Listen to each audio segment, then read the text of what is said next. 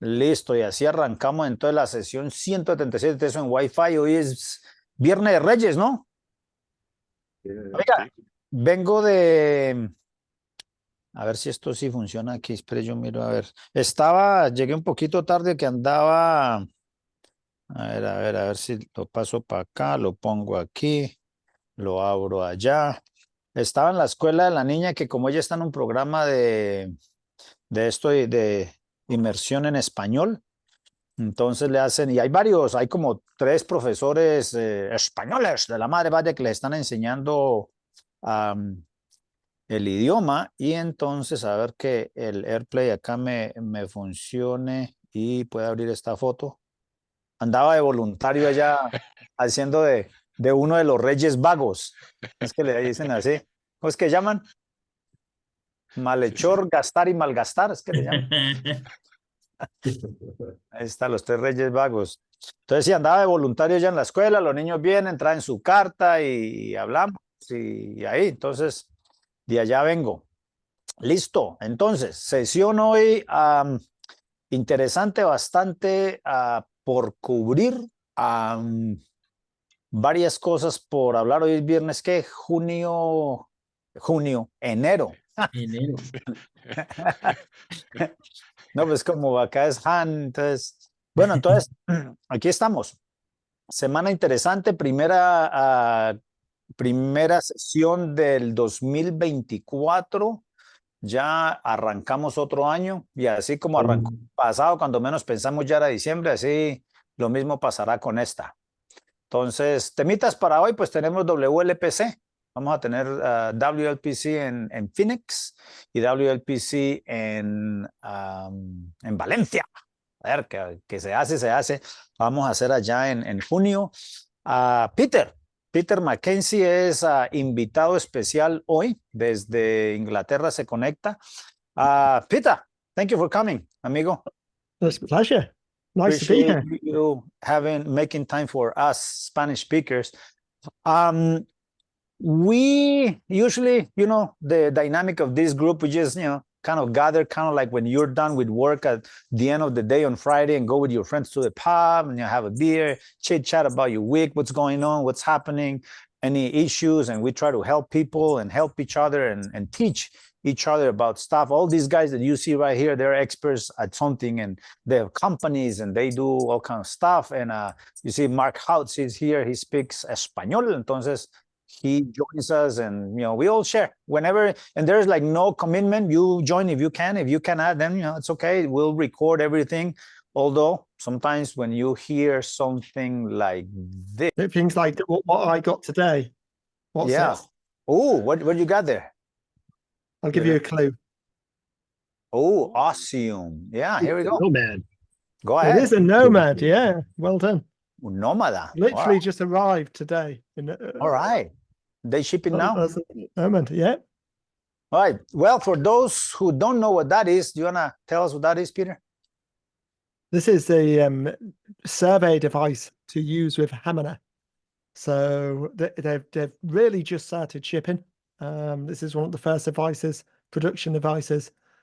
So yeah, it's arrived today. It's nice. It's if you're used to the Sidekick, it's a lot lighter and smaller, but it's a similar concept. It comes with a strap, so you can wear it on your side.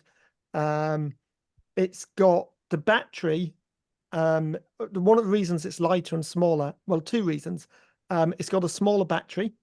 So with the Sidekick, it might last about 8 hours. This will last about 4 hours, but it's got a fast charge. So the idea is you can survey, break for lunch, charge it up, and then you can survey another 4 hours.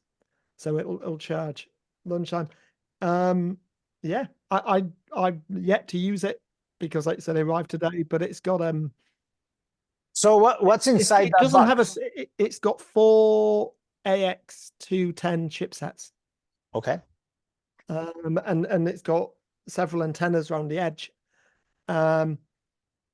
It's got some other stuff in here which I don't know whether I'm allowed to talk about or not, so I won't say that are not Sure. active yet. But it's got 4 AX radios in there. It doesn't have a built-in spectrum analyzer. The idea is you use the Osmium 6 gig spectrum analyzer, and it plugs in at a side port. Okay. So it's So an add-on. So you it's an add-on. You use it or you don't. Now, and it's unavoidable to, you know, when you have that device in your hand, to compare it to, I mean, to not compare it to a psychic, because that's been like the standard for so many years, for so many people in the industry.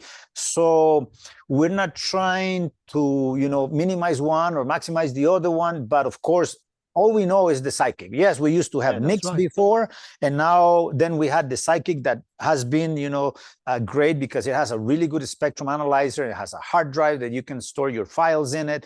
It has the NICs, and you can do packet captures and all this stuff. So what's going to happen in the industry is that the industry, you know, us professionals will have to compare it to something, right? Yeah. And we've also got obviously the Sidus tool as well now. It's a pity I've just arrived home, but in my office I've got the Sidus tool on my desk, so I could have picked that up as well. But now we've got 3 hardware tools for survey, which I think it's good to just, they're all essentially do a similar thing, but they're also different as well. Okay. And so, of course, the Sidus tool only has 3 radios in it. Okay. But it's got the antennas separate from the main body, which gives it a unique point. Yeah, there you go. That's the guy. Okay.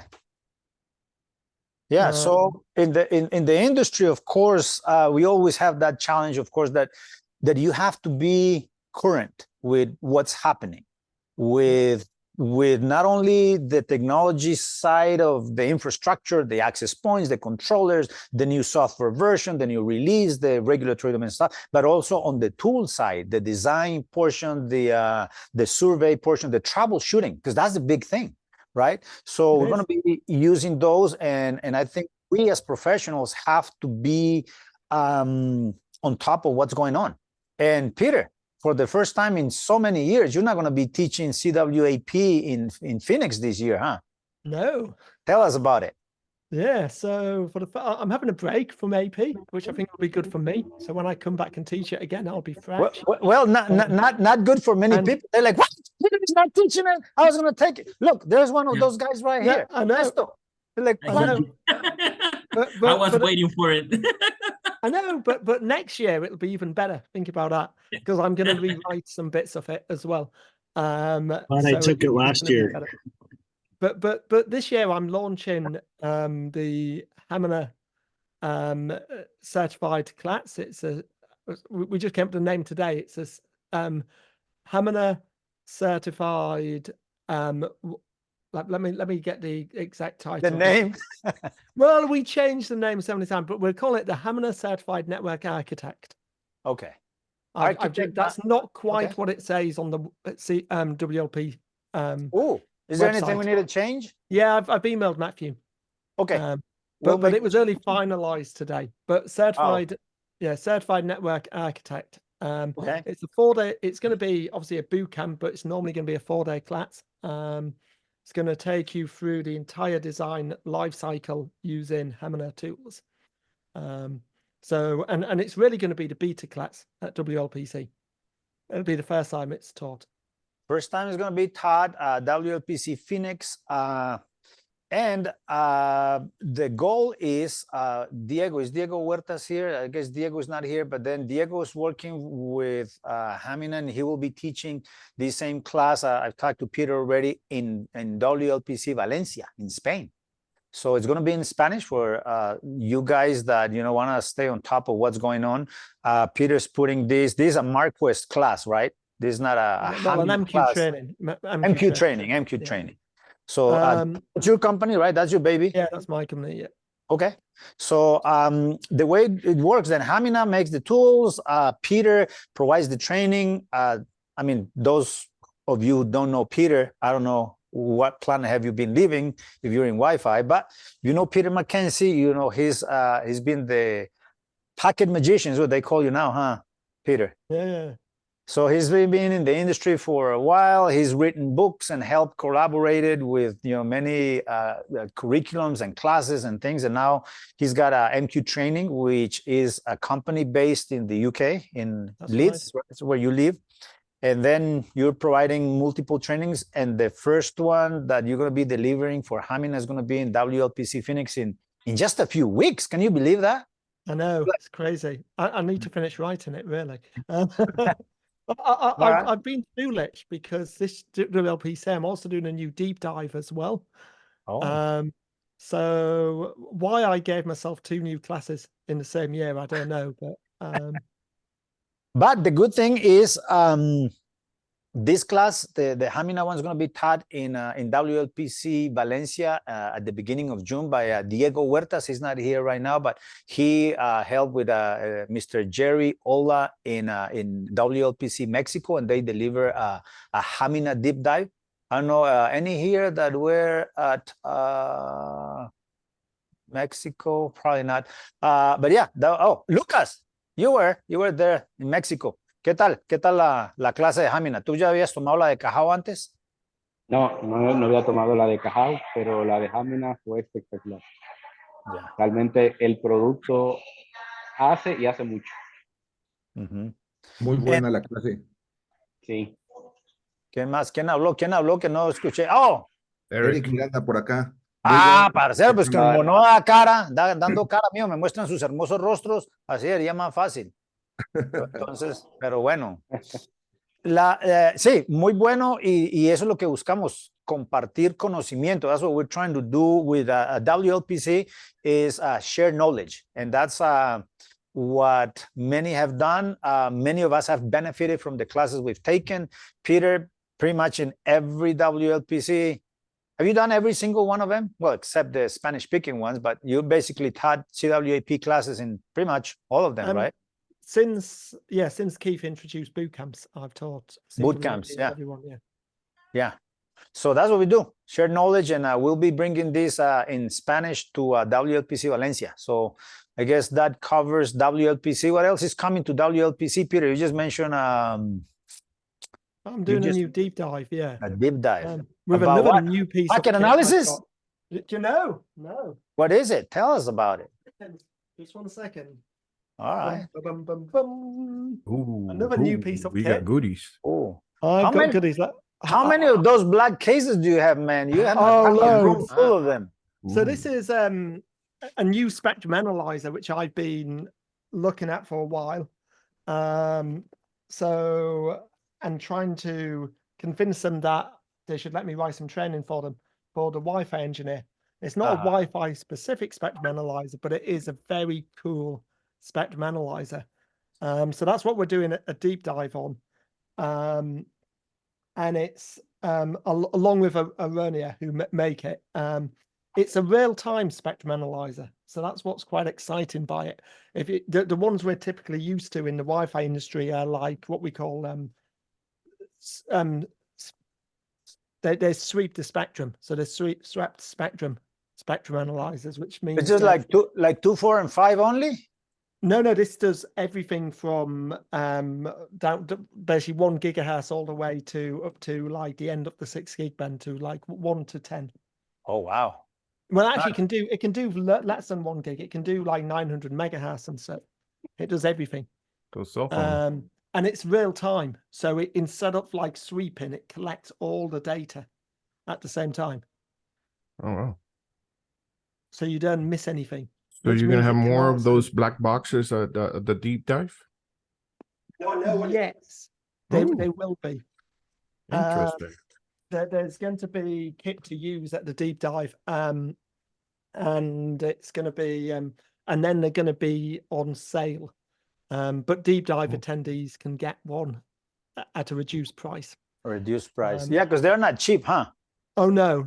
I mean, not cheap to our standards. You know, I mean, we're used to the Osiums that are about 1,000, and then the Metagig ones, and of course the Psyche has a spectacular spectrum analyzer. But then you have to buy the whole thing. This is just spectrum analyzer, then. Yeah, it's just spectrum analyzer, but it's you know. It's still a very cool product. So it's what I would put it as an affordable price for a Wi-Fi engineer, but it's not cheap enough that we can just give it away at a deep dive. It's not that cheap. Yeah. No license involved, right?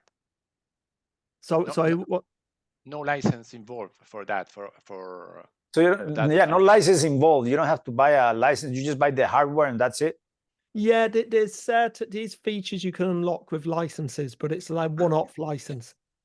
So the hardware is capable of doing a lot, and you can unlock. There's some things you can unlock with licenses on it, but it's not like a yearly license. It's you buy it and then you've got it, and you can add. So you can just buy the hardware basic and then add some licenses later if you want to. Okay. And there are like different levels of access. Like you can just get, I don't know, any cloud analyzing or signatures or anything like that, or? No, it all runs on, it's a Windows only device, by the way. It runs on okay. Windows. So you need a Windows laptop to run it. Can a virtual machine work as the device, or you need like 100% Windows machine? Yeah, for the drivers, you can do it on an M1 or M2 Mac. It's got a bit. You can virtualize it on a non-native Mac, but you can do it on. Okay. Not yet, anyway. It works off Linux though. Oh. They've got Linux and Windows. You can run it on. Okay. Interesting. Well, that's a good update for WLPC Phoenix. Peter, it looks like you're going to have your hands full, huh? Oh, yeah. You don't know how busy I am at the moment. It's ridiculous. And we'll be meeting with Peter. We'll be meeting with Peter the first week of February, correct? Yeah, I believe so, yeah. In London for a pre-run of the deep dive. We'll be getting that firsthand and then bringing that to the conference. So yeah, looking forward to it. Really looking forward to it. All right, well, Peter, you're not here to talk about WLPC. No, just so happens that this week Peter did the announcement of the launch or the premiere of a YouTube channel. Oh, yes. And then so Petas got his new his own channel here, and you did something really interesting. Let me just kind of like do a brief summary here. He did a survey, an AP on a stick, as we know, with a tripod, but he didn't use a tripod. You had the AP on a drone. That's not a drone. It's like that's a helicopter. Yeah, it seems like it. So, Peter, tell us, what inspired you to go this route? Why in a drone? I mean, when you think AP on a stick on a drone, I thought that it was going to be the survey device, the Psychic or the Nomad or whatever in the drone, but it was the AP. Yeah. So, tell us. So I guess there's two reasons why I did it. I'll give you the sort of reason why I wanted to even explore putting an AP on a drone, and that was warehouse surveys. Now, I don't know if many people do warehouse surveys, but I do a lot of them. And when you've got 14, 15 meter high racking, how do you do your AP on a stick? Because you can get really tall tripods, but they're often heavy and difficult to use. So what you end up doing often is going up on a cherry picker, maybe having an attachment to the basket, having the AP there. When you've got to hire the cherry picker, you've got to have your licenses to use it. And it's a little bit of a pain. So lots of people have said, why not put an access point on a drone? Fly it up, hover it above the aisle, do your survey, move it to the next location, carry on surveying. So I guess that's a use case, okay, for AP on a drone. I'm not sure that was really my motivation for doing it though. So I'll tell you my motivation. Now, lots of people have mentioned that as it's not something. I've had loads of people say, oh, what about putting APs on a drone for survey? But no one's done it. And I think that was my motivation. And let me tell you why. Because I wanted to launch a YouTube channel, and the reason I wanted to launch a YouTube channel, this has been something I've thought about for a long time now. And the reason for that is twofold. I've got a lot of younger people who work with me. And when I say younger people, they're in their 20s. Okay, some of my survey engineers. Minions and minions. Yeah, minions, if you want to call them that. But I said to them, they've done all done the CWNA, they're working towards CWNE, and I was like, what you want to do is get on Twitter. That's where everyone in the Wi-Fi industry hangs out, you know. And they looked at me, and this was probably a couple of years back, and they went, Twitter? That's for old people. Honestly, and I was like, oh, okay. Made me feel old. But I was like, something I realized was we've got a great industry and a great community, and a WLPC community is great. But we used to always get new people coming on board, and I don't think we have recently. I don't think that younger next generation are really engaging, and I can see sort of, if we don't do anything to communities, and when I chat to younger people, what they do is they watch a lot of YouTube. They don't watch TV. All their viewing and consumption is on YouTube. So as a passion, what I wanted to do was create a YouTube channel to help grow the community, but also to reach out to that next generation of engineers, and that next sort of younger generation. So that was my reason for wanting to start a YouTube channel. So I started watching YouTubers. In fact, I asked my 15-year-old son, which he's a nerd, so he watches a lot of technical YouTubers. Who do you watch? And I started watching some people. You may have heard of someone called Mr. Who's the Bots. He reviews a lot of phones. But a lot of YouTubers, they do big, crazy projects, things that people haven't tried before. And that's very much their theme. So my motivation for doing AP on a drone was because it's something lots of people have talked about, but I don't think anyone's been crazy enough to try it.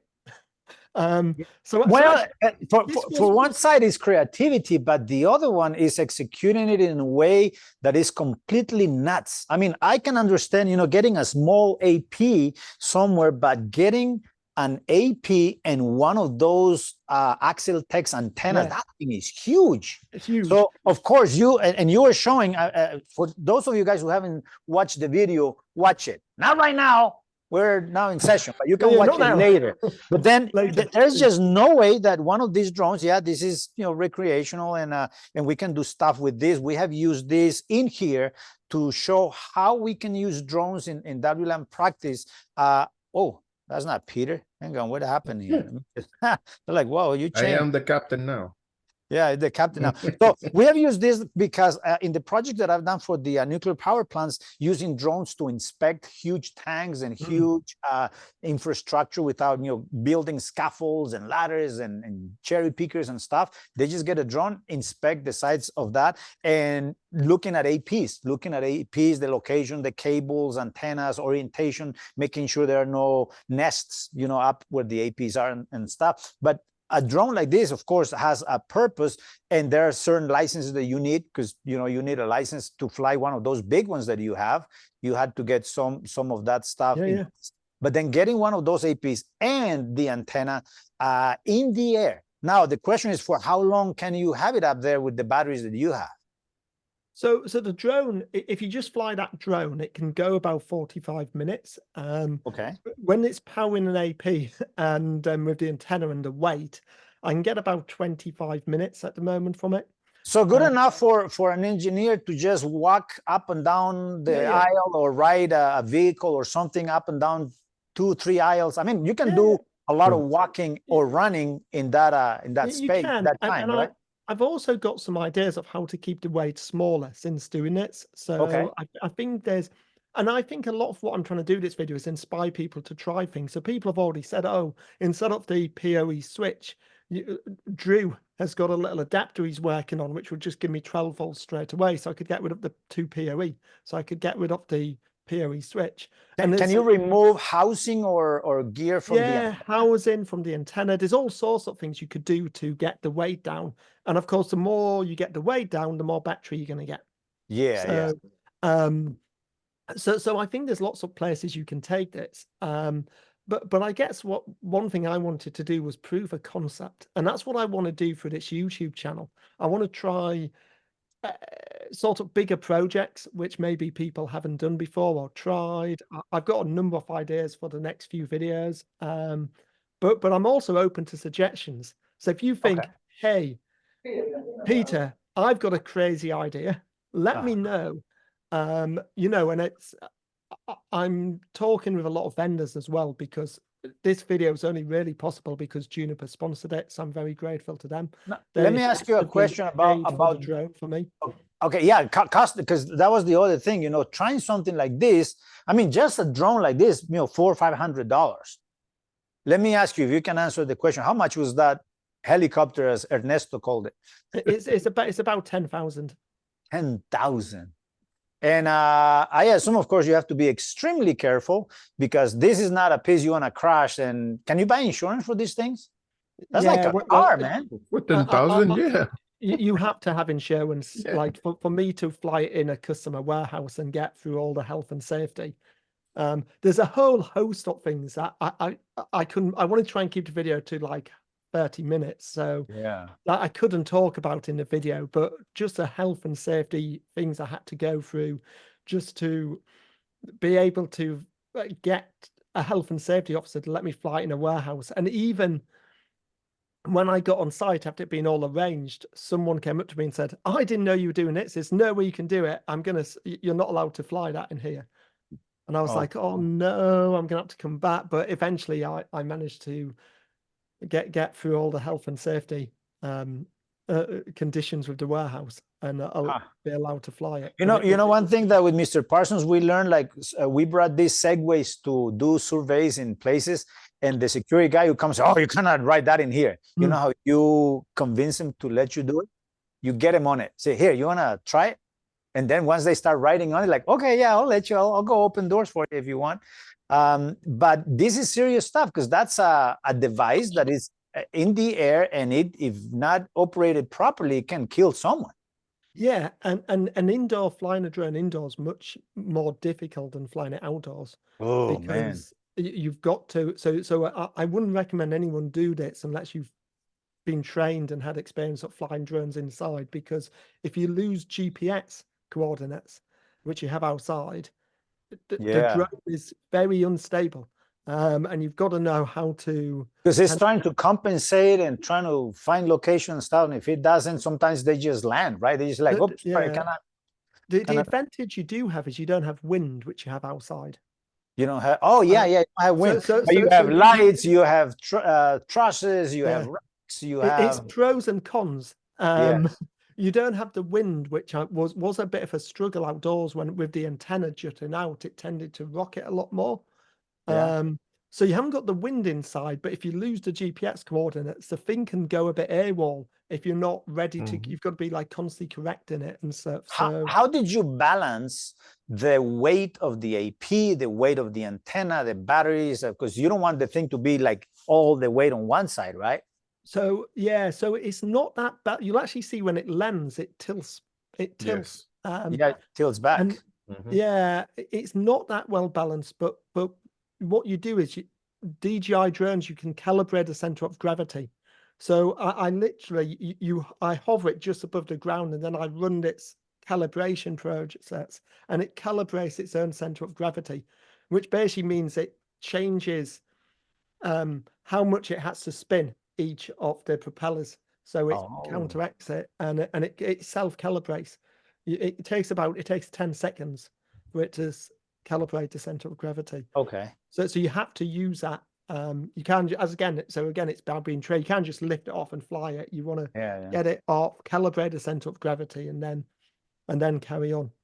So technically, you can't just put an AP on any drone. It has to have certain features in order for you to be able to do this. That's and one of the things, and one of the things I loved here at the beginning of the video is he's trying to test and see how much weight he can hold with one of these drones. And you got a bottle, like a big jar with water, and started playing with 2 kilos, with 1.5 kilos, and then until you find that sweet spot, say, oh, this guy can lift, But then, of course, I mean, the video is fascinating. You have to watch it and see the whole process, how he went through from like trying the little drone and then the smaller drone and see how much it can weigh, and then start getting the weight of the AP, the battery, the switch, whatever else you need, and kind of figuring out that, this is not going to, literally, it's not going to fly, right?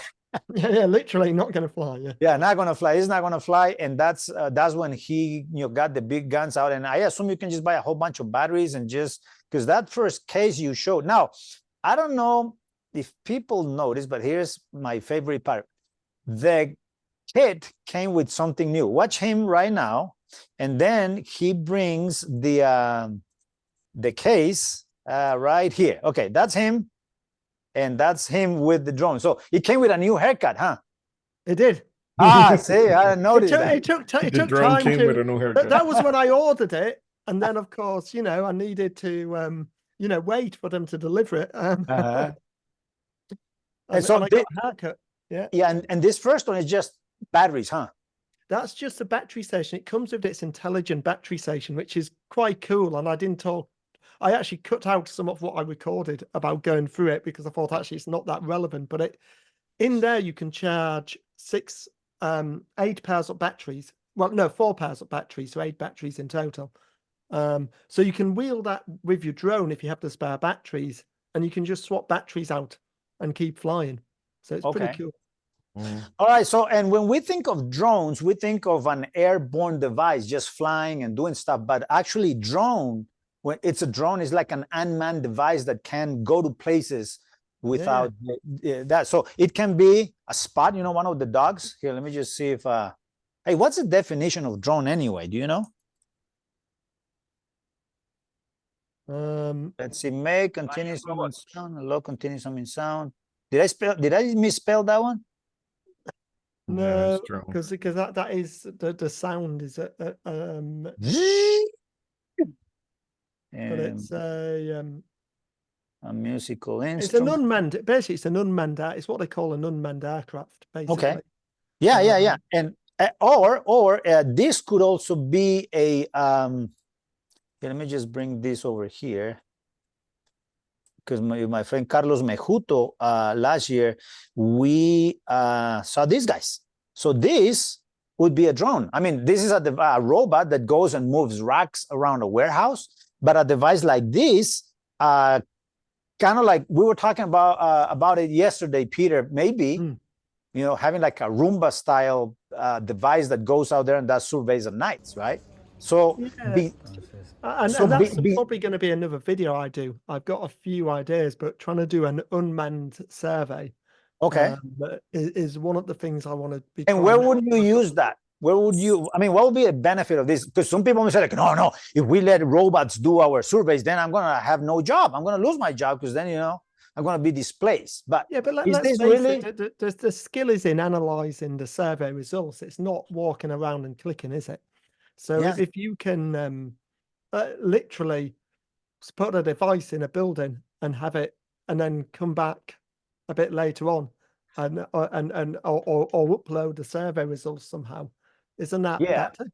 And here's the other thing, like at the nuclear power plants, there are places where radiation is high, and if you need to get like temperature readings, you need humidity readings, and you have no sensors there, you have high levels of radiation, you don't want to expose a human going there and doing a survey, because the devices are going to be contaminated, and you're going to be getting probably more than your dose. So it will be nice to have a device that can go in those conditions, gather the data, and either transmit it or save it locally and bring it back to you so you can analyze it without being put at risk, without going through trainings, without scheduling anything. So there are many uses for this type of surveys, not just, gathering the data just because you don't want to walk or because you're lazy, but because of restrictions, because of all kind of regulations or hazards that you encounter in the job. So what's next, Peter? You're talking other videos, gathering data with unmanned devices.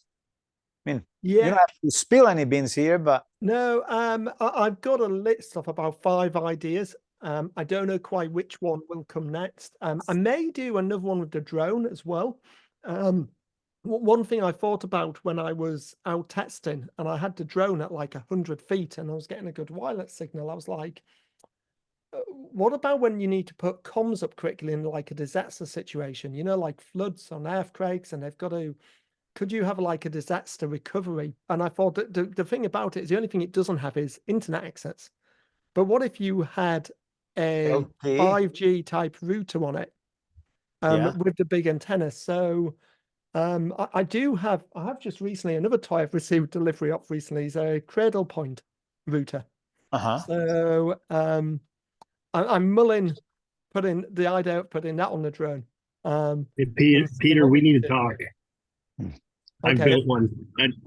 I built a drone with Raspberry or a W1 Hydrant. So Okay. with a 5G modem to connect to Homina. I haven't got Homina yet, but we need to talk. Yeah, well, let's chat because but that's it really. It's just trying to keep the YouTube channel with a few. I wanted to get the first video out there. I would love it.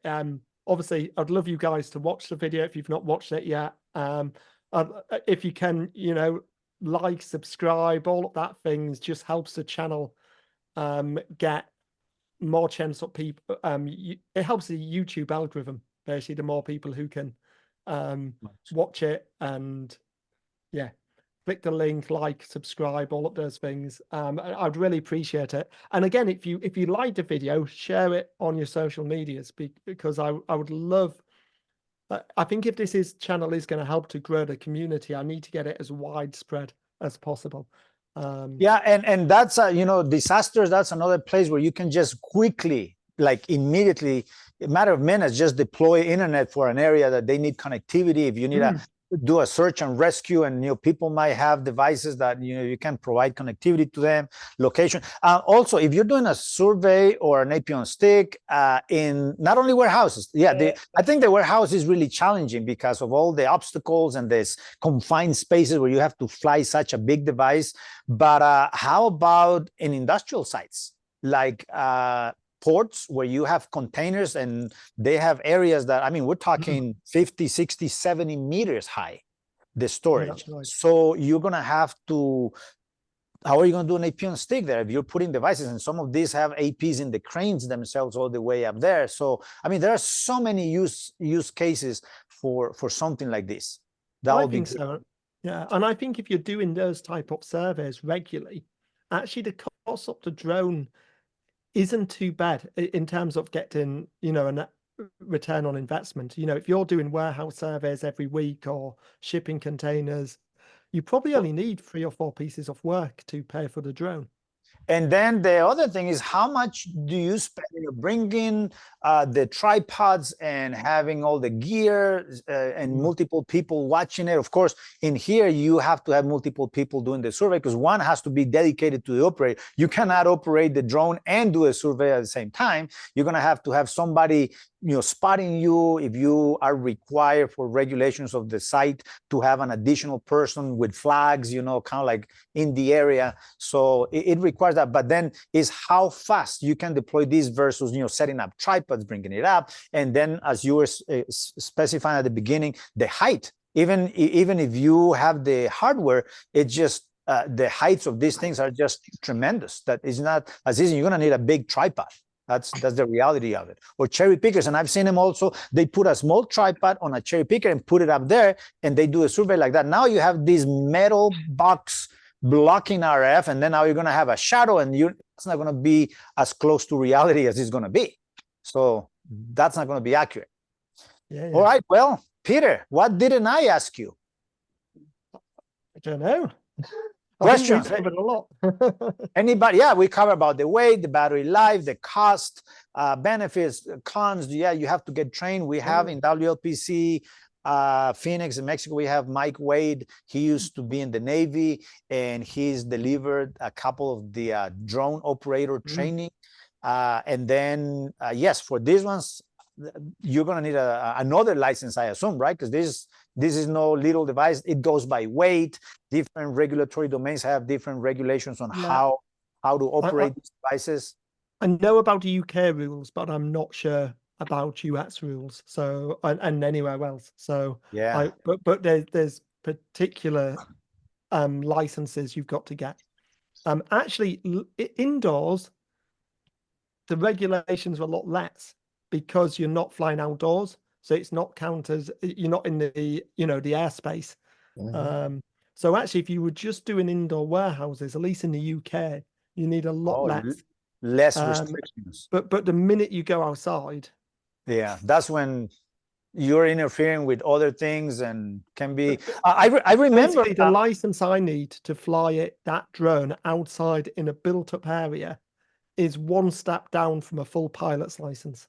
Oh, huh. And in here in the U.S., that's a something 70 license is what you need.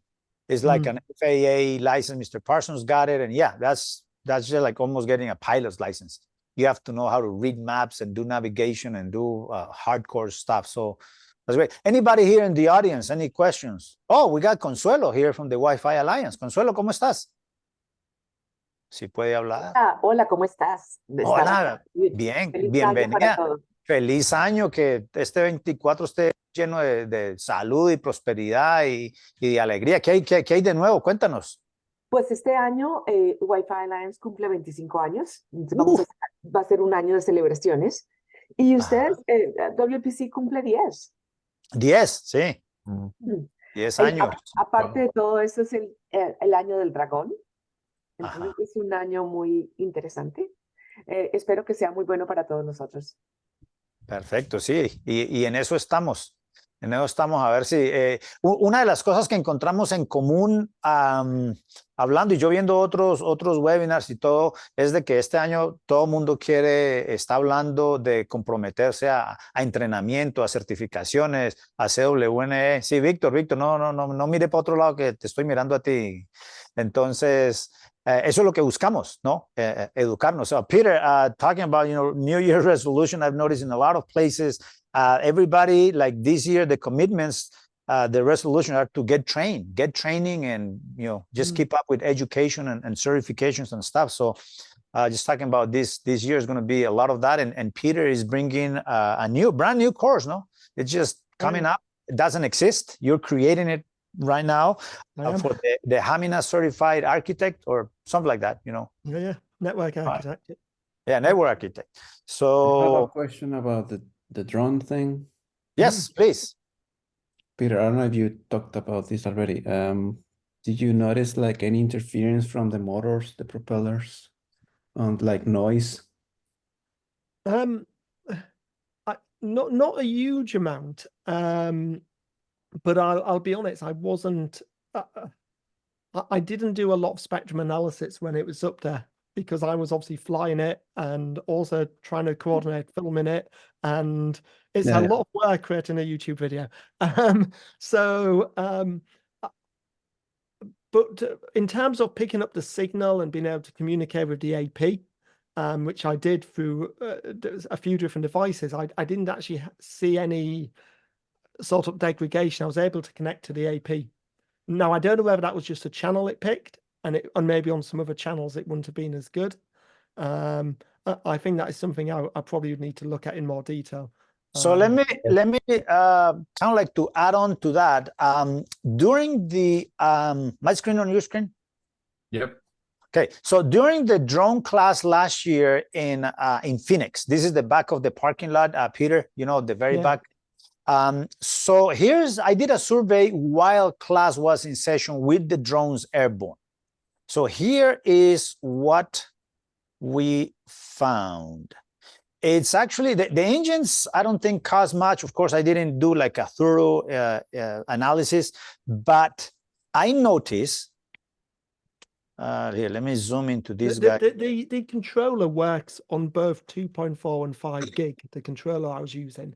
So the controller will do it, but again, I had my AP on auto channel so that it would hopefully pick the best channel that wasn't being used by the controller. And here's what we found out over there. The controllers themselves on these smaller, the mini SE drones, the controller operates in 2.4. So there was a lot of activity in 2.4 from the controllers themselves. But the video feedback coming from the drone to your device is on 5 gig. That's right. Yeah. It's not using Wi-Fi, but it's using the center frequencies for the center channels of Wi-Fi. But notice, only 5 megahertz wide channels, or 4, I don't know. That's like a really small narrowband transmission, which I think was interesting.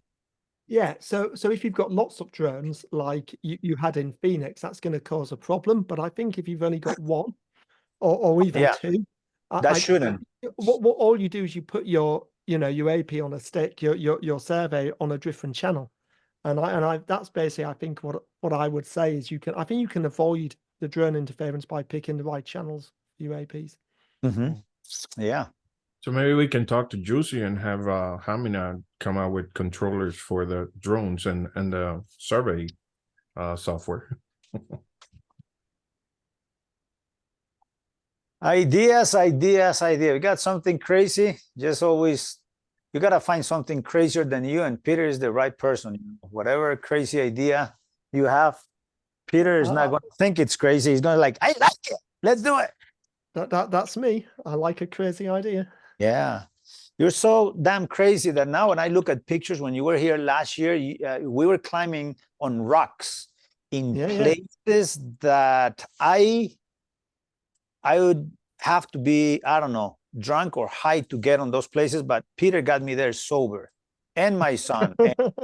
And we went to, where is Yellowstone here? Right up here, Wyoming. Yeah, let's see if this is it. But yeah, last year, Peter was here. Corner. Oh, here we go. Come on. They painted orange now. It's orange stone. So yeah, we were like, just doing crazy stuff. This looked like at 1 in the morning. Yeah, that was like 1 o'clock in the morning. Yeah, right when we went to Montana, and then southern Utah, we're just climbing on rocks and going to places that it was just unbelievable. So Peter doesn't know fear. Peter is scary to hang around with, but we got to do this again. We got to go, have a good time. Sometimes that's what we have to do, get out of our comfort zones to learn new stuff, to practice, to invent and create.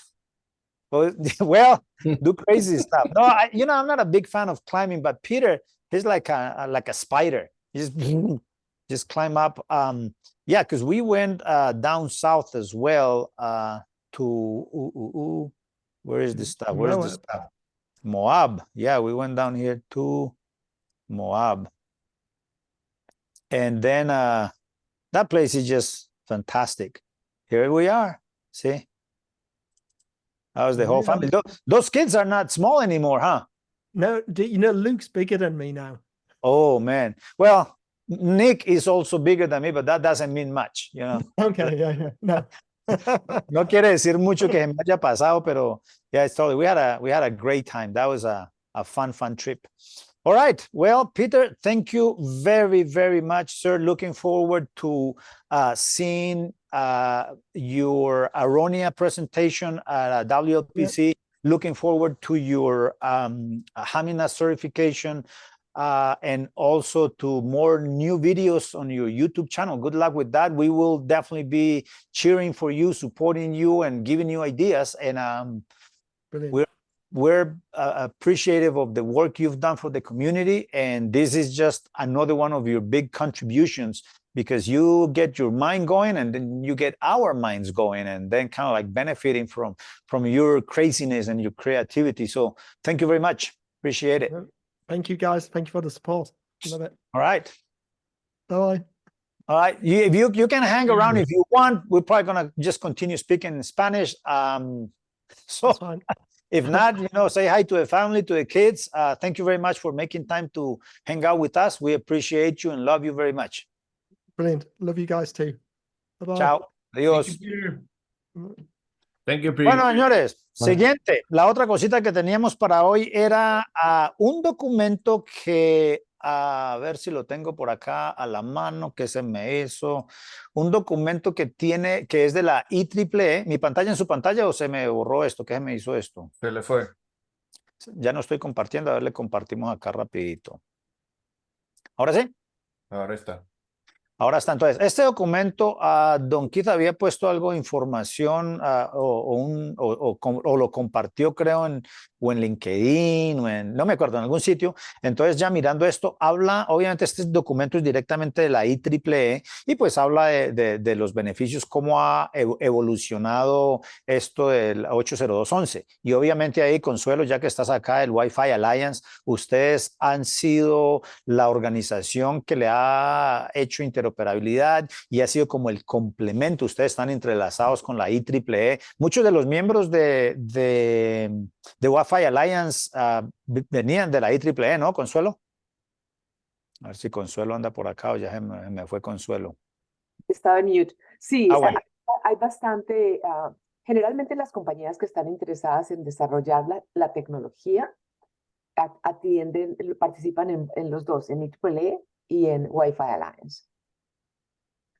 Y ahí no hay mucho conflicto a veces de que, o sea, de esto ya creo que habíamos hablado, pero para los que no han estado en las sesiones anteriores, si estas compañías están creando los estándares y obviamente no es una compañía independiente, son empresas, mandan sus ingenieros más brillantes a que participen. Me imagino que cada empresa también quiere meter su agenda y también como escuchar a ver qué están haciendo los otros. Entonces, ¿cómo se manejará el conflicto este de que, bueno, nosotros tenemos una idea brillante, la queremos hacer estándar, pero no queremos explicarle a todo el mundo cuál es nuestra salsa secreta, ¿no? Porque pues, claro, se perdería mucho ahí. Eso ha de ser difícil de manejar, ¿no, Consuelo? Pues lo hacen poniendo los use cases o requirements a un nivel bastante elevado para no entrar en detalles. Pero eso pasa con cualquier tipo de estandarización. Ese juego es parte del proceso. Y la manera en que votan en IEEE y como votamos en Wi-Fi Alliance es muy diferente. En IEEE la membresía es individual. Entonces votan por el número de votos. Compañías grandes tienen muchísima representación. Entonces, digamos, no sé, Intel, Huawei, tienen 200, 300 personas que están participando en IEEE y votan a favor de la estrategia de la compañía. Claro. En Wi-Fi Alliance es una compañía, un voto. Entonces, no importa cuántos representantes tenga una organización, el voto que esa organización tiene para cualquier decisión es solo uno. Es uno. Ya, sí, es Entonces, diferente. es para balancear un poco el proceso. Claro. Entonces, ustedes han sido parte de este crecimiento de la IEEE y el éxito, mejor dicho, indiscutible que ha tenido Wi-Fi o lo que es el 802.11. Obviamente no ha sido solamente la IEEE. Yo creo que ustedes han estado al frente con cara al consumidor, cara a las empresas, implementando no todo lo que hacen en el 802.11, ¿no? Porque ese grupo de trabajo desarrollan muchas cosas y ustedes son los que dicen, yo creo que estas tres funcionan, y ahí es cuando ustedes sacan certificaciones y sacan algunas cosas que es lo que se va a comercializar, ¿correcto? Sí, sí. Y yo pienso que Wi-Fi Alliance, que al comienzo se llamaba WECA, fue parte o se le atribuye mucho el éxito que tuvo 802.11. Yo no sé si ustedes se acuerdan, pero en esa época Home Networks era como el goal de muchas compañías. Ericsson sacó Bluetooth antes que IEEE sacara 802.11. Estaba Home P&A, que era usando el cable de teléfono.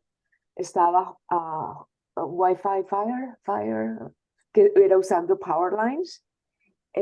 Siempre se ha estado buscando la manera de hacer. La pelea grande en esa época al comienzo era Bluetooth y Wi-Fi cuando salió. Y Wi-Fi salió en 2.4 con bastantes restricciones. El éxito que tuvo fue que se estandarizó y se logró interoperabilidad. En Bluetooth había problemas, recuerdo probando soluciones de Motorola de la misma compañía, un chip y el Next Rev no era compatible con el anterior. Entonces a eso se le atribuye el éxito que tuvo Wi-Fi al comienzo y la hizo que se volviera pervasive en los computadores y en el home como un reemplazo al cable de Ethernet. Claro, y creo que también les llamaban, ¿cómo era? Internet sobre el aire. Ethernet over the... El nombre del grupo era WECA, que era Wireless Ethernet something alliance. Sí, sí. Entonces, este documento lo pueden leer después. Voy a poner esto en el chat también para que quede grabado en la sesión. Pero entonces, de lo que habla eso, de esa evolución, y obviamente es de que Wi-Fi ha llegado a unos niveles, pero que yo creo que muchos no se lo esperaban, de que fuera que fuera la humanidad a depender de esto, de la manera en que depende hoy día. Y obviamente se extiende no solamente al uso de teléfonos y computadores, ya se está metiendo todo lo que desde hace mucho tiempo, lo que son las ciudades inteligentes, casas inteligentes, de tener todos estos dispositivos, sensores, luces, la cafetera, la nevera, para que te mande un mensaje que hay que traer leche, para poner una cámara adentro. Yo a veces he estado en otros países y me llaman, vea que es que estoy aquí en su casa, que tal cosa, desde allá les abro la puerta, pongo cámaras, y he guiado a un amigo que vino una vez a sacarme las gallinas, de que le abría ya el garaje desde mi teléfono y por Wi-Fi manda la señal en la casa y abre la puerta del garaje con la cámara. El garaje puedo ver cuando entra, ya con la cámara de atrás veo cuando va al gallinero. En el gallinero tengo otra cámara, le digo, vea, jala la cuerdita y se prende la luz, ahí está la comida, aquí está el agua, y entonces es increíble. Y obviamente en la parte médica, en la parte industrial, la evolución de Wi-Fi es tal. Ahora están en la reunión de Toronto de Wi-Fi Now, están hablando de esto de Wi-Fi Sensing, ¿no? Consuelo, ¿están haciendo ustedes algo en ese aspecto? Todavía no, pero sí es una tecnología que estamos considerando para tener una certificación. Entonces, el problema es que no ha sido totalmente aprobada, y las compañías que la van a implementar piensan que debemos esperar a que esté ratificada en IEEE antes de comenzar a hacer algo en Wi-Fi Alliance. Pero eso no ha sido históricamente, ese no ha sido, o sea... No, ese no ha sido, porque en los FI todo el mundo quiere correr antes claro, de... Claro, es una competencia, ¿no? Sí, pero sería una tecnología de las que llamamos que son no mandatory, sino que la puedes elegir. Opcional. En la aplicación, sí.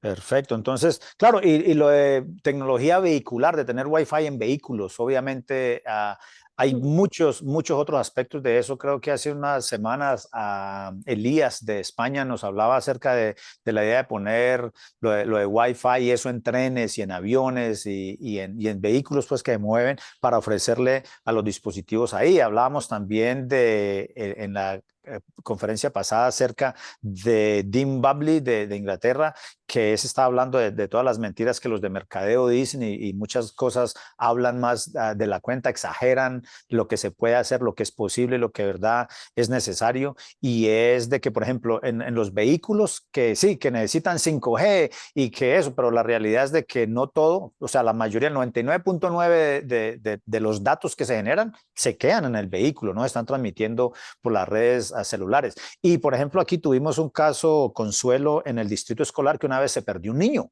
en un bus. Resulta que el bus terminó la ruta y los papás estaban como, bueno, ¿y mi hijo dónde está? Y llamaron al distrito, mi hijo no llegó a la casa. Y entonces, ¿qué pasó? De que dijeron, no, es que no sabemos, el niño salió de la escuela, él no está en la escuela. Y entonces llamaron al señor del bus, fue al parqueadero de los buses, que habían como 150 buses parqueados, ya todo el mundo se había ido a su casa, abrió el bus, entró al bus, buscó en todas las sillas, y allá en la última estaba el niño ahí sentado esperando que lo dejaran en su casa. Entonces dijeron, no, pues no es posible esto. Claro, obviamente ya había llamado a la policía, todo el mundo está involucrado, se perdió un niño, y resulta de que dijeron, no, entonces necesitamos Wi-Fi en los buses, de manera que las cámaras están grabando constantemente y tengamos control de quién se sube, quién se va, si hay una pelea, si hay un incidente, de que el bus le podamos pedir el video, no solamente cuando llegue al parqueadero, sino donde esté. Entonces pusieron de esos cradle points, de manera de que cuando el bus iba manejando en carretera, si necesitaban algo, el bus 347, entonces por celular le pedían datos y empezaban a descargar, o cuando el bus parqueaba cerca de una escuela, automáticamente se conectaba al Wi-Fi y entonces podían descargar videos de esa manera. Entonces Wi-Fi en esa parte se hizo esencial tenerlo disponible en todas partes, donde pasaran buses, todo eso. Entonces Wi-Fi, este documento de la evolución ya está ahí en el chat, lo pueden leer extremadamente interesante. Está la señora Dorothy y obviamente hablan de la evolución y eso. Entonces, muy bueno. Yo creo que con eso estamos llegando al final. ¿Qué más tenemos para hoy? ¿Quién hay por ahí? Hemos tenido una muy buena sesión. Consuelo, gracias por venir. Gracias a Peter. Luna, ¿qué dice, parcero? No hemos tenido tiempo ni de saludar. David, hoy sí no puede. Qué pena, David. Yo sé que querías que escucháramos la guitarra, pero hoy no tuvimos tiempo para darte un espacio para que nos degustaras con tus melodías. Entonces ya para la próxima, tranquilo, para la próxima le abrimos un espaciecito a David para que nos toque la guitarra. Vino Miranda hoy. ¿Qué dice Sergio Acuña? ¿Cómo está Colombia hoy? Señor. Bien, bien. Bueno, ¿qué dice Manuel?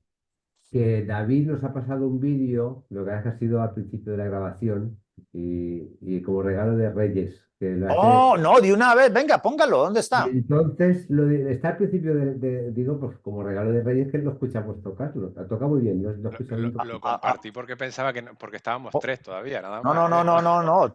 ¿Dónde está? Ahí, póngalo otra vez en el chat. Bueno, No, que tiene copyright, que yo no. Bueno. Copyright. Entonces, ahorita que lo paremos, lo escuchan. Voy a parar la grabación. Mejor dicho, terminemos la sesión. Ahí, por eso es que tienen que venir a la sesión, porque hay cosas que no quedan grabadas, como el video que vamos a ver ahora de regalo de Reyes. Entonces, vamos a despedirnos. Llegamos al final de la sesión. Nos vemos la próxima semana. Ya saben, hoy hablamos de algo muy interesante que hizo Peter Mackenzie, que fue este video que se me hizo de hacer un AP on stick con un dron, pero entonces es con el AP en el dron. Y entonces se abren una cantidad de ideas de qué casos de uso puede tener esto, ¿no? En la industria. Hablamos también de la evolución de Wi-Fi, hablamos de WLPC que viene a Phoenix en unas semanas, de la WLPC que viene en Valencia a principios de junio, y pues obviamente más adelante en el año vamos a tener WLPC en México y WLPC en Praga. Entonces también nos vamos preparando para eso. Feliz año para todos, que tengan un 2024 lleno de bendiciones, lleno de salud, lleno de prosperidad, lleno de certificaciones y lleno de CWNS y de muchas certificaciones, más cosas que nos vendrán del Wi-Fi Alliance, de la IEEE. Yo creo que este año, ¿no, Consuelo, ratifican BE, Wi-Fi 7? Claro que sí. Y tampoco ha sido básicamente certificado, aprobado. O sea, ¿cuál es la discusión de que Wi-Fi 7, que lo venimos utilizando hace tiempo, no está en sí con la firma y la bendición del Wi-Fi Alliance? ¿O cómo es eso? Acuérdate que IEEE define todos los features que se pueden poner en una tecnología. Y en Wi-Fi Alliance lo que hacen es las compañías deciden cuáles son los que ellos piensan que van a implementar. Y eso es para asegurar interoperabilidad. Ajá. Entonces, si hay un feature que la mayor parte de las compañías no quiere implementar, muy probablemente no es parte de la certificación, o si es un feature que es opcional. O sea, no se ponen ustedes a botar corriente con eso porque todavía no saben si eso va a pegar o no va a pegar, mejor dicho. No entiendo qué dices pegar. Wi-Fi 7 va a pegar. Sí, pero algunos de los features, por ejemplo, a lo mejor no van a ser tan atractivos o tan útiles que ustedes a lo mejor dirán, no, pues esto no es atractivos o útiles, sino qué es lo que van a implementar. Ya. Entonces, el atractivo y útil, yo creo que lo definen los miembros. Ya, por ejemplo, Intel o Broad como Qualcomm ya saben cuáles son los features que ellos necesitan tener para soportar los use cases, como se dice en español. Los casos de uso, sí. De sus clientes. Ya. El agreement que se logra en Wi-Fi Alliance es todas las compañías se reúnen y los AP vendors y los cell phone vendors dicen, esto es importante para mí, y se vota para que ese feature que es importante para todo el ecosistema sea parte de la certificación. Ya, perfecto. Entonces este año yo creo que va a ser grande para eso. Bueno, y antes de terminar, aquí vamos a hacer un paréntesis. Me han estado preguntando por nuestro amigo y compañero Alexander Vianna de Brasil. Él vino que hace 1 o 2 sesiones y hacía tiempo no lo veíamos, que hasta le hice bulla, pero nos había olvidado. Y Luna, ¿qué fue lo que pasó? ¿No? Él estuvo... Lo que recuerdo que nos compartió en esa sesión es que fue un survey en un lugar, no recuerdo bien ahora si No, fue una no sé si dijo, ¿no? farmacéutica, no, o sea, habló de un survey en un lugar, pero, me viene a la mente farmacéutica, pero no lo tengo tan claro, pero agarró ahí una bacteria y cayó en el hospital por un largo tiempo. No, o sea, lo que yo tengo en mi mente son 3 meses. Habló de 2 paros cardíacos y que los doctores le habían dicho ya que a su familia que un par de veces que ya no había nada que hacer por él. Vaya, y en la en la sesión, pues súper delgado, súper demacrado. eh, sí, fue muy duro, pues, ¿no? Y aquí, pues sí, vale la pena hacer el comentario que cuando uno vaya a hacer site service en ese tipo de entornos, en donde haya manipulación Sergio estaba biológica, comentando, claro, correcto, sí, le doy la palabra a Sergio para que nos ayude ahí. una Sí, recomendación de otro es profesional, que cuéntanos. hace poco estuve viendo un documental en el que hablaban sobre el uso de ciertas sustancias químicas en la cría de animales. Incluso en el empaque se usó durante algún tiempo el uso indiscriminado de antibióticos. Y eso llega a generar, hay un efecto colateral de eso que es que tanto antibiótico en los animales, por ejemplo, en los pollos, acaba con todas las bacterias, pero deja solo las más resistentes. Y puede haber un punto en el que haya contagio de los animales vivos o de pronto muertos ya a los humanos. Y ahí es donde se presentan a veces esos brotes de bacterias resistentes a los medicamentos, porque se va generando en los animales. Entonces, ahí fue cuando me vino a la mente el caso del compañero y pues me puso a pensar que hay que como tomar unas medidas de bioseguridad muy bastante estrictas que uno a veces no lo ha pensado, ¿no? Yo cuántas veces he ido, digamos, a una granja de pollos y Claro, uno va tranquilo, uno no piensa que haya ningún peligro en ir a un sitio de esos. Y, claro. y ahí tenemos un ejemplo pues muy tenaz de que eso puede pasar. Y puede pasar en una planta, por ejemplo, en un matadero, en una planta o en un sitio, en un supermercado donde manejen carnes y eso también puede pasar. Entonces, son cosas que uno no visualiza el riesgo hasta Claro. que pasan estas cosas. Gracias, Sergio, y gracias, Juan Carlos. Y sí, Alex estuvo grave, en coma estuvo, creo, como decía Luna, murió un par de veces y volvió, ¿no? Ese sí fue y volvió, y es difícil porque eso le puede pasar a cualquiera de nosotros. Puta, así como dice Sergio, uno va a una granja, va a hacer un survey, algún supermercado, así cuando sale uno pringado, imagínate, ya sale uno que con una bacteria ahí que ni idea, pues, qué va a pasar. El cambio de tu vida en un instante, o sea, Sí, ¿no? O sea, de Alex estaba boyante, vivo, o sea, no quiero decir pues lleno de vida, sí, pues estaba lleno de sano. vida y así, o sea, y tan así que ahora lo que comentas, ¿no? Que están evaluando si va a necesitar un cambio o sea, Oh, sí, respiratorio. le escribí a Alex, dice, hola, está bien, que está en la clínica porque está en lo de hemodiálisis, entonces por eso no pudo venir a la sesión hoy, pero le manda un saludo a él y un abrazo fuerte a todos. Dice que está en clínica, que está por ahí en un mes, le dicen si va a ser necesario agregarse a la lista de trasplantes, entonces, pues de corazón, Alex, te deseamos lo mejor, buena suerte con ese proceso y pues lo sentimos mucho porque no es nada divertido. Y pues conociendo a Alex, aprovecha a pesar de que está en clínica y dice, como estoy en casa, este periodo pregunta si tenemos material de troubleshooting o Certificación. de algún tipo de WLAN-PI que no sabe cómo habilitar la interfaz de 6 GHz. Claro, Alex, te haré llegar material de eso para que estudies y todo eso y pues te deseamos lo mejor de corazón. Listo, continuamos con la sesión. Entonces, esto fue un paréntesis que agregamos debido a las preguntas acerca de nuestro compañero Alex Vianna de Brasil. Entonces, te deseamos lo Amigo, mejor. ¿cuál Feliz año. compañero? Ese es mejor, ¿eh? Así es. Suena ahí a tu Compañero suena como presidente. muy Gatorade ¿o qué? No, como muy de el compañero Stalin. Compañero de trabajo, güey. No, No, amigo, como, Colegas, colegas. colegas. Camarada. No, camarada, no. Parcero. Camarada suena medio ruso ya. Ahora sí, no, acá eso de Camarada compañero. suena como a marxista, ¿no? Sí, igual Como a eso Che de Guevara. compañero Izquierdita esa vaina. presidente, el compañero presidente, el compañero no sé qué. Ah, sí. Ah, bueno. Compatriota, no, tampoco. No, tampoco. Eso es de Balaguer. Muy venezolano te Ese escuchaste. de Balaguer. Colega, compañero. Amigo. A mí me retumba esa palabrita, pero feo. Sí. ¿Trae malos recuerdos? ¿Qué? Cuéntanos aquí. ¿Qué? No, pues Como eso, que o tuviste sea, una experiencia media. ¿Algún compañero o compañera? He estado viendo mucho últimamente el asunto de Argentina y cómo todo el mundo tiene los ojos puestos ahí en una apuesta liberalista de la economía, porque la región pues se ha ido hacia la izquierda, o sea, se ha ido hacia,